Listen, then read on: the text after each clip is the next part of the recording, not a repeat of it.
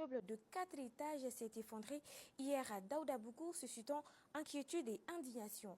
Alors que les secours poursuivent leurs recherches dans les décombres, des témoignages mettent en lumière des failles dans la construction, tandis que les autorités annoncent l'ouverture d'une enquête pour déterminer les causes et responsabilités. Compte rendu Siak Fali Sidibé et Bakari M. Sidibé suivant.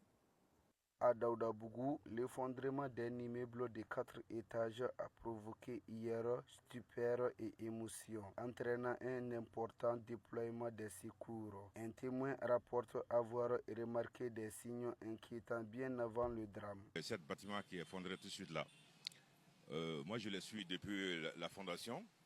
Ils ont creusé la fondation devant moi. Le jour qu'ils ont creusé même, il y avait beaucoup de pluie ces jours-là. Si la fondation est remplie dans l'eau comme ça, vous devez creuser encore avant de construire directement. Mais ils ont continué comme ça. Moi, je pensais que c'était une parking. Donc ils ont terminé le premier étage. Ils ont commencé la deuxième, le troisième étage. Moi, j'ai dit que le travail que vous avez fait sur la fondation là, c'est très dangereux parce que c'est pas respecté. Donc hier, ils sont en train de faire la dernière étage. Donc quand ils sont en train de faire le béton, tout est effondré jusqu'en bas.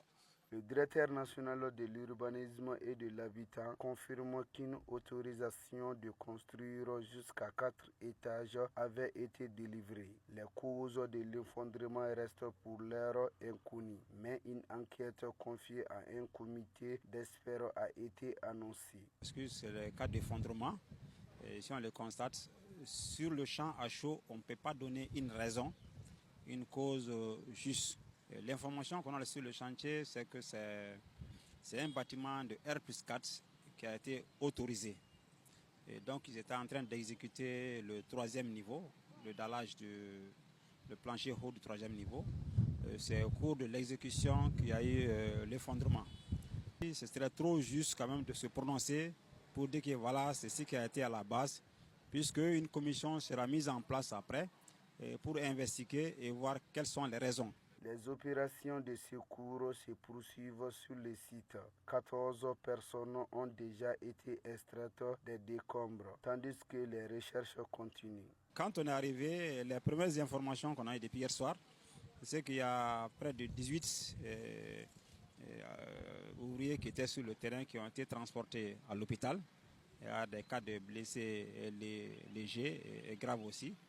Mais aux dernières informations, à l'arrivée, il y avait quand même des bruits, des gémissements et des cris d'autres ouvriers ou d'autres individus sous les décombres.